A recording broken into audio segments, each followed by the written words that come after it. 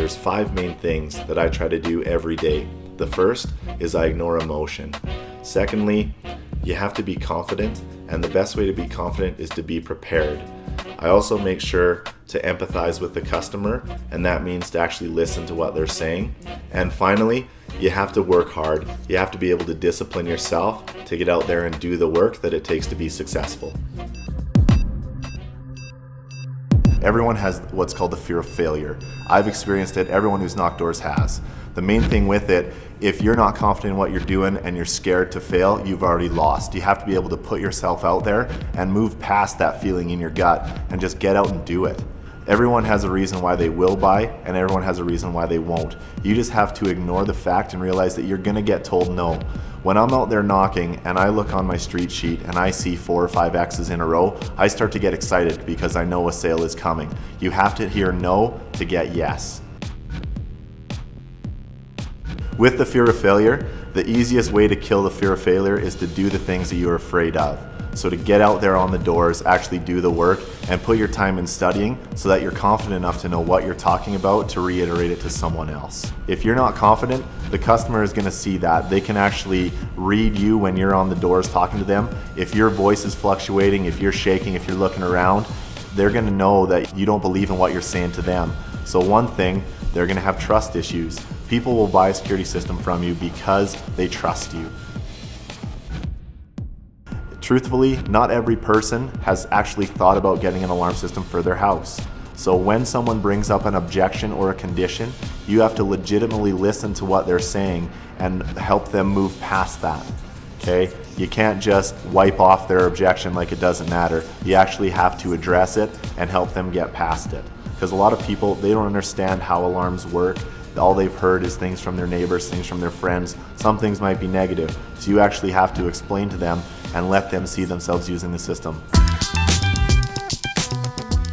You have to be a self-starter.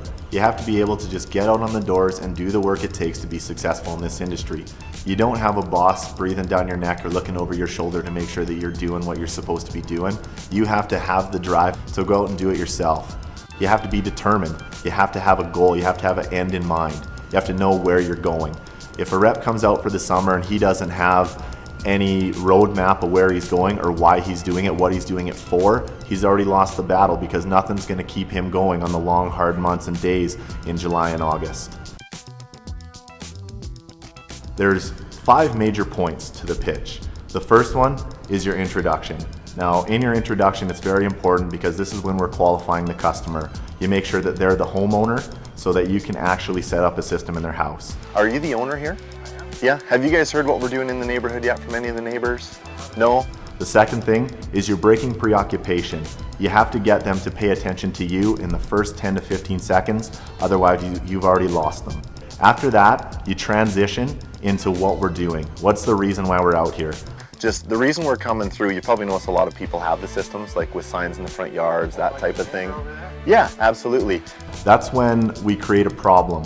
Well, everyone has alarms. What are you doing out here then? What we've been finding, like most of the systems in the area, they're a little bit older style models. They've been here for quite a while. We're just trying to get some of the new technology out here. We're kind of helping people be proactive with this type of thing. Because most people, especially in a neighborhood like this, like they usually wait till there is some type of break-in or a fire, and then everyone goes out and buys security.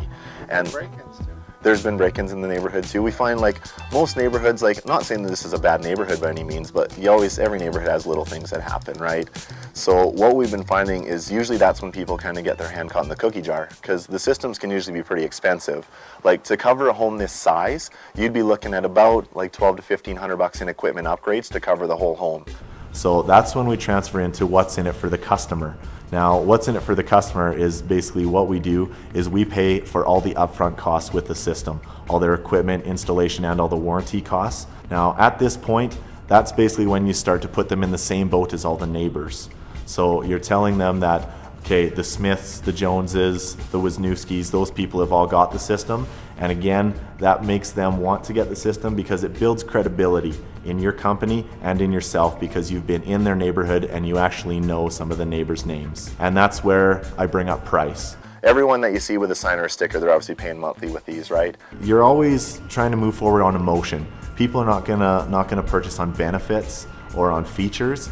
they're going to purchase on emotion. That's why, guys, callbacks, they don't work, okay? Don't waste your time setting up callbacks or spending time to go back to callbacks. If you don't get them that day, you have a very, very low chance of getting them the next day. The emotion is gone after they've basically slept on it, because everything that you've said to them, they've forgotten. The only thing that they remember is $49 a month. The final thing that I do is I always transition into the home. And where we always start is with the back door. Like your guys' back door, is it a slider or a swinger? Swinger. Just a swinger, is it just like this door? Does it have a window in it at all? Yeah. Back door does. The back door does. Do you mind if we take a peek at that real quick? It's a really simple transition, and one of the main things, don't ask for the clothes unless you've earned it. If they're not ready for you to come in their house, you're gonna lose them right there, when all you'd have to do is go back and restate yourself. That's one of the biggest things a lot of reps forget to do, because when you're standing on someone's doorstep, for the first 2 to 3 minutes, anything you say is honestly going in one ear and out the other. So in my pitch, about every time I transition into another step, I go back and I restate what I was saying before. That way they are gonna hear it. I don't know how many times I've been on someone's door and about 10 minutes into my pitch, they've said, so let me get this straight. I just have to pay the monitoring, you're gonna give me a free system? I'm like, yeah, that's what I've been saying. Oh, well, no kidding, come on in.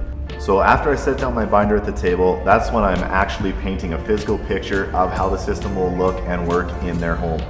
So how we cover you down here, we use the motion detectors. Where it goes, we just put it up in the corner of the room. The tech will find the best place for it to cover the most area. They cover everything 30 degrees out from 180. So if we put it up in the corner, it's going to cover everything wall to wall. So there's no way that they can get into the room without setting the system off.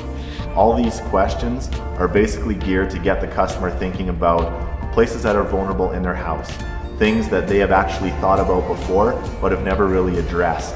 That way we can go down and we can customize the system to exactly what they need to make sure that they're happy with it, so they're going to become a customer for longer.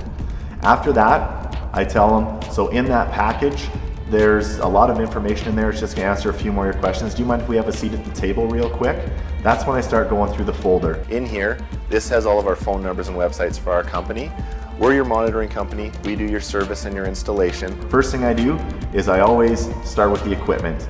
That way we're on the same page of what the customer's getting, and also that's when you cross off the prices and put in zeros. So on here, the first thing, your keypad and your siren with the 2A and the cellular is usually $700. We just cross that off, put in a 0, and then the doors. So we have your front door, your back door here. So there's 2 doors. Those are usually $99 a piece. We pay for those. Because everyone's going to think, well, sure, he's telling me that I'm getting it for nothing, but what's it really going to cost? And I'll say that to people. Then after I've gone through all the equipment, and I'll tell them that my name goes right here. Now, this is usually a dead spot in a lot of reps sales. So I haven't introduced myself before this, so I'll write my name down and I'll say, sorry, I'm Blaine. I get yak and I forget that. And that's when I get the customer's name. He'll say his name, I'll immediately write it down. What's your last name? How do you spell that? This is when you're completely assuming the sale. If you ask for the information and they give you the information that you asked for, that's them saying yes to the system. Who would you like us to contact in case of an emergency, like friends, family, or neighbors? Son lives a couple blocks over. Okay, and what's his name? I go into the emergency contacts, and again, it's just solidifying the customer. It's also assuming the sale even further. I'll tell them, okay, we'll leave this for the tech, we'll set it aside, and then I'll pull out the agreement. And I say, this is your Standard monitoring agreements? Before I start writing on the agreement, I explain everything on that piece of paper. That way there's no surprises. If I start writing on the piece of paper and then bring up something later, they're gonna think that I tried to pull the wool over their eyes. So I like to explain the entire agreement before I even start writing on it. So I'll explain them. The first part here, we just get your name, your date of birth, your address, and your phone number for emergency contact purposes, and we do a bill payment history to make sure you have good credit in the home. The next part on here is your terms. Now, to be upfront with you, anytime you get a new system, you do have to activate it. It's just like when you get your gas or power turned on, there's a one-time fee. With these, it's $198. Next part on here is your installation and equipment charges is a 0. It says see attached, and then I'll show them the other piece of paper, which is the 0 on here. Your monitoring is right here, it's the $49.99. It's on the initial term of 42 months. So I've brought up activation, followed it with a positive with the 0. That way it ends it on a high note, so people basically they're just gonna kind of rub off the other things that they might not have liked. So I fill out the paperwork, we get it all filled out, they sign on it, I sign on it, and the sale's complete and the customer's solid.